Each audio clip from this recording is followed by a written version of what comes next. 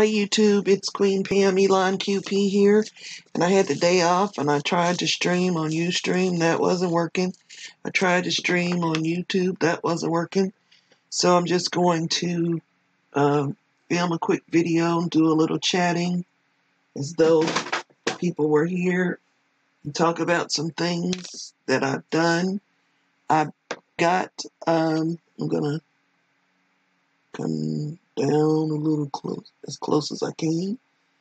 And I have this drawer full of clay, and I was like, either get rid of it or use it.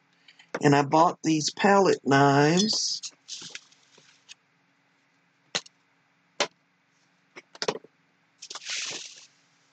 to use with my jelly plate, and all of my other palette knives are covered with clay. Two reasons: not for the art of it per se, because I'm not a clay artist, and you can see from this piece here that I'm really not, but it makes the palette knives thicker, and so with my older hands, the handle being thicker is a good thing. I didn't even think about that when I was doing it. I just wanted to be able to play with clay and use it up. So this is a really old one. It's well loved, so they do hold up after you do them. These are the ones I did last night. And my oven, because I haven't done this in like 3 or 4 years, got too hot. My clay bubbled, and if you see right there, yeah, it burnt. And so then I tried to cover it up with some paint in similar colors, and that didn't work. So then I took my new favorite stamp from Rubber Moon,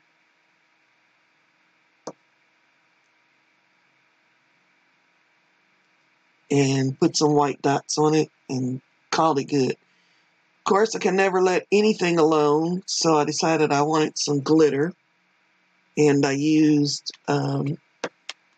this. I just smeared it on with my hand, and it really has glitter in it because it was raised and sort of bumpy. So then again, with the Use It Up, I took my crystal 3D lacquer that I must have been hoarding for like forever. You're not going to focus, man. And I had 2 old jars of this, and I was like, let's just use it. So I put it on here, and it does kind of take away some of the pokiness from the glitter. And then after I let the first coat dry, I sanded it with a fingernail type sanding block that I got from Sally's, and put another coat on it, and now I won't say it's completely smooth, but it's not prickly. This is the other style. These were the ones I did first, and so they're much fatter, but I really didn't like the marble that came out because it was supposed to be teal, yellow, and purple, and I didn't know it was going to blend like it did. So I was going to cover it, but my hands were getting really tired playing with the clay because it was old, trying to condition it and roll it out. So I just took the leftovers from these and made them a little prettier, at least in my mind. Maybe next time when I play with some more clay, I might sand these down and recover them. Another thing that I got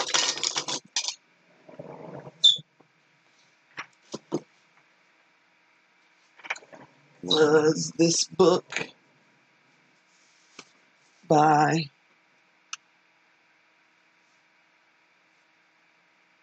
Jane Blondell.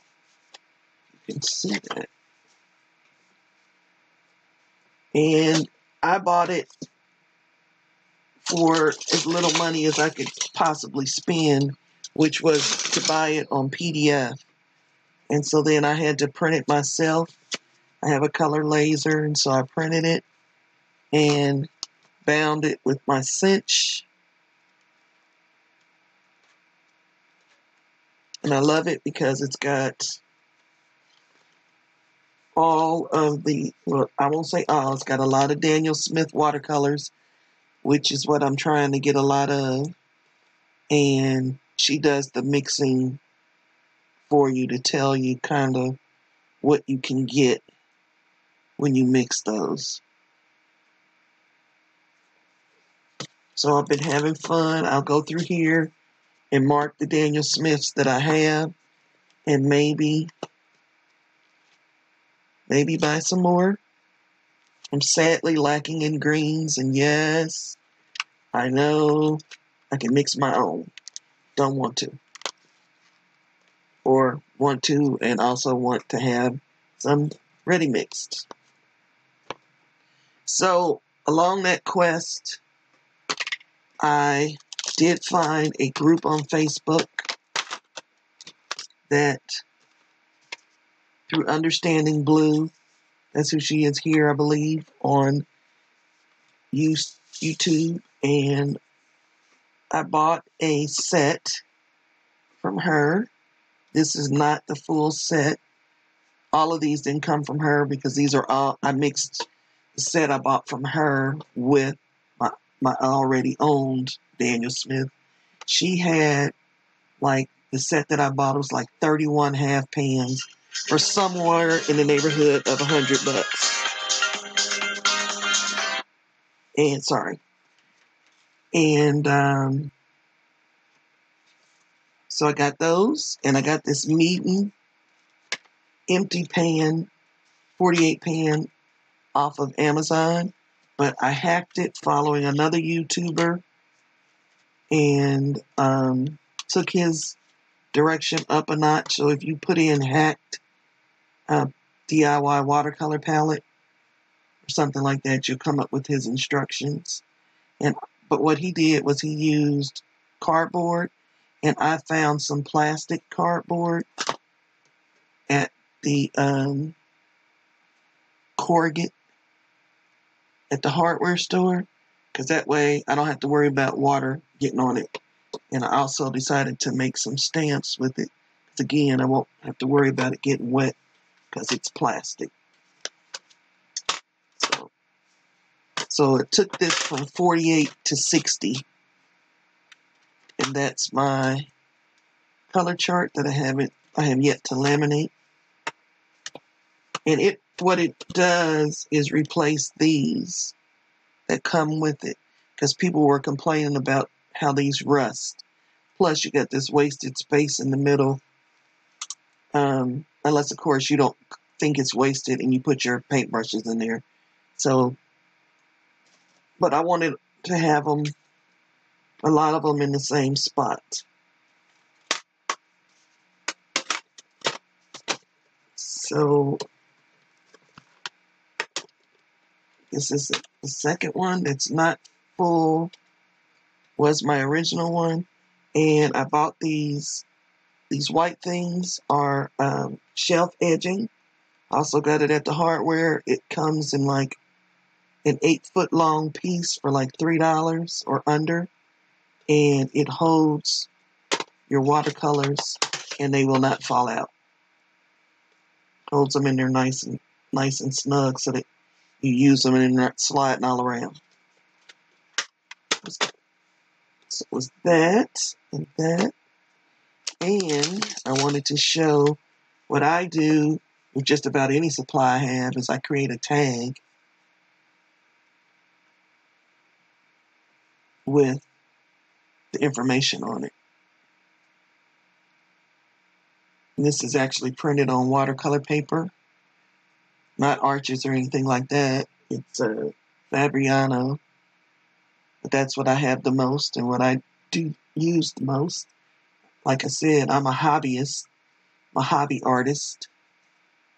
And so I have Robax is a palette that I have. It's very big, or else I'd pull it out. So I've taken it in and out today trying to stream. And then that's light fastness. translucent or opacity, so it's transparent. Staining, semi-granulation. The company didn't give me any information on that, so I had to go for my own. And all the pigments that make this up. That color there is a very good one for flesh tone. Let's see. Like, here's like a Daniel Smith, where I have all the information. That B8 tells me what row it's in my palette, in this palette, those that I just showed you. And there's all the pigments that make that up. So Daniel Smith does have a few that are mixes, but a lot of the Daniel Smiths are single pigment, which apparently is important because I'm just learning. So,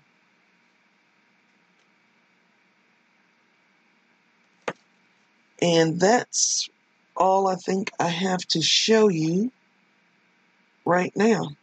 As always, I leave you in the hands of the Creator. Be blessed.